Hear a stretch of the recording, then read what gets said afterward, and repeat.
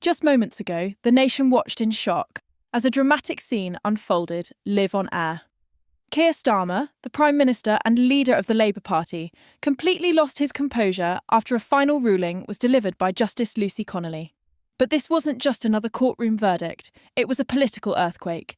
And Starmer's explosive reaction. The entire country is still trying to make sense of what just happened. So what really went down in that courtroom? What pushed Starmer over the edge? And what does this mean for the government's stability going forward? We're breaking it all down in this full report. For those who haven't been keeping up, this crisis has been building for weeks. At the centre is a highly controversial case challenging one of the government's boldest and most debated policy moves yet. Starmer's administration issued an executive order to push through a new treaty on trade alignment with the European Union, without letting Parliament review it first.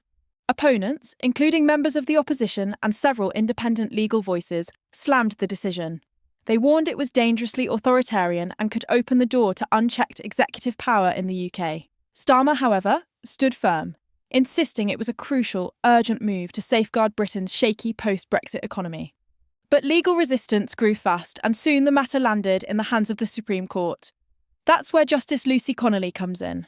A sharp, respected legal mind, known for fiercely upholding constitutional boundaries and judicial independence. The moment she was assigned, insiders knew this wouldn't be a routine hearing. Connolly is famous for sticking to the letter of the law, no matter the political fallout. Her courtroom was packed. Journalists, lawyers, even sitting MPs filled the gallery, all aware that something historic was about to happen. And then, the final verdict was delivered. The live broadcast was meant to showcase transparency, but no one anticipated it would become the setting for one of the most explosive political moments of the year. Justice Connolly began her verdict in a calm, deliberate tone, outlining the legal arguments brought forward by both the government and the challengers. But what followed was a direct and unwavering condemnation of the government's actions. She ruled that the executive order issued under Starmer's leadership was both unlawful and unconstitutional. Beyond that, she accused the administration of attempting to undermine parliamentary sovereignty in favour of unchecked executive power, warning that such actions threaten the very foundation of democracy in Britain. Her assessment was scathing, and it left the courtroom in stunned silence. But that silence didn't last long. Keir Starmer, who had chosen to appear in court, seen by some as an act of confidence, by others as defiance, was visibly rattled. As the camera lingered on the bench, a sudden outburst from the Prime Minister shattered the quiet. "This is absurd," he shouted, his voice echoing through the courtroom, prompting audible gasps. "You're sabotaging the will of the people under the guise of legal formalities." His face turned red with anger, and for a brief moment, it seemed he might completely lose control. It was a shocking image.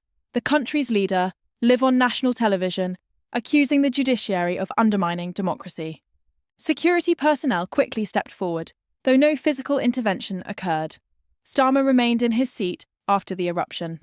But the moment had already made history. Within minutes, the footage was being clipped, reposted, and broadcast across every major news outlet and social media platform. Hashtags like Starmer Meltdown, Justice Connolly Verdict, and .UK Constitutional Crisis began trending almost instantly. Politicians from across the spectrum weighed in, some in shock, others urging calm, and a growing number demanding immediate accountability. Opposition leader Nigel Farage wasted no time, slamming Starmer's behaviour as a disgrace to the office of Prime Minister. In a fiery press conference held less than an hour after the Supreme Court verdict, Farage accused Starmer of trying to amass power in a way not seen since the darkest chapters of European bureaucracy. He called for an immediate motion of no confidence to be brought before Parliament. Even within Starmer's own party, ripples of unease began to spread. Some Labour MPs, especially from the traditional left and moderate factions, expressed shock at the Prime Minister's emotional outburst and questioned whether his leadership could survive what they described as an inappropriate attack on judicial integrity. Meanwhile, Justice Connolly remained poised and unshaken, calmly finishing her ruling as though nothing had happened. The stark contrast between her composure and Starmer's public eruption only intensified the nation's reaction. Political commentators are already calling it one of the most dramatic executive-judicial confrontations in modern British history. Legal voices quickly entered the fray. Many praised Connolly's judgment as a vital reaffirmation of the UK's constitutional checks and balances. Others, however, sympathised with Starmer's frustration, arguing that pressing economic crises sometimes require bold executive actions that existing legal frameworks aren't always equipped to handle. 2 hours after the courtroom drama, the Prime Minister's office issued a short statement aimed at damage control. The Prime Minister regrets the tone of his remarks during today's Supreme Court proceedings, but remains firmly committed to defending the British economy and the people's mandate. Internal discussions are ongoing to determine the government's next legal and political steps following the ruling. But for many, the statement wasn't enough. Demands for an apology, a formal explanation, and in some quarters, resignation, poured in, not only from Parliament, but also from the public, civil institutions, and international observers. Global reactions followed swiftly. European leaders, already wary in their post-Brexit relations with the UK, voiced concerns about what they perceived as growing instability at the top of British leadership. Several EU officials stressed the importance of upholding the rule of law and maintaining judicial independence. Across the Atlantic, the US Secretary of State released a carefully worded message reaffirming the shared democratic values between the UK and the United States, subtly underscoring the necessity of respecting judicial processes. Though rooted in a domestic legal dispute, the implications of this incident are now clearly international. Back home, protesters have gathered outside both Downing Street and Parliament. Some rallied in support of Starmer, insisting the courts are out of touch with the day-to-day struggles of ordinary Britons, and praising the Prime Minister for confronting what they see as an unelected elite. Others came in protest, waving signs reading, "No one is above the law and Parliament not one man." The public divide is raw and growing more volatile by the hour. This is no longer just about a trade treaty. It's become a national reckoning about the future of democratic norms in the UK. Media outlets have switched to continuous coverage, replaying the courtroom footage and bringing in legal experts, political analysts, and former MPs to dissect every angle.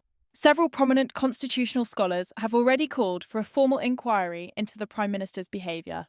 Some are even advocating for stronger legal protections to prevent future abuses of executive power. One thing is clear: this crisis is far from over. Inside Number 10, the atmosphere is reportedly chaotic. Sources say advisers are deeply divided on how to proceed. Some urge Starmer to deliver a national address to calm tensions and reaffirm his authority. Others are recommending he temporarily delegate powers until the political climate stabilises. There are even whispers, still unconfirmed but growing louder, that Starmer may be considering a snap general election in a bold attempt to reset the political stage. Some believe he's preparing to rally public opinion by framing the crisis as judicial overreach and appealing directly to the people. Whatever path lies ahead, one thing is certain. The clash between Keir Starmer and Justice Lucy Connolly has sent shockwaves through the heart of British politics.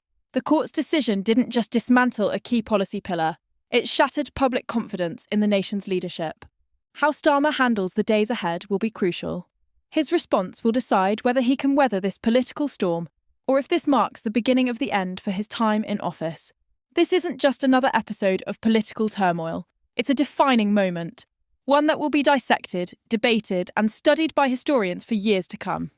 For now, the nation holds its breath, watching, waiting, and wondering what the next chapter of this unfolding crisis will bring. What began as a courtroom ruling has erupted into one of the most dramatic political meltdowns in recent memory. Thanks for watching. If you found this coverage revealing, be sure to hit that like button and subscribe so you don't miss a single update. We'll be following this story as it develops, bringing you every twist, every headline, and every consequence. Stay safe, stay informed, and we'll see you in the next one.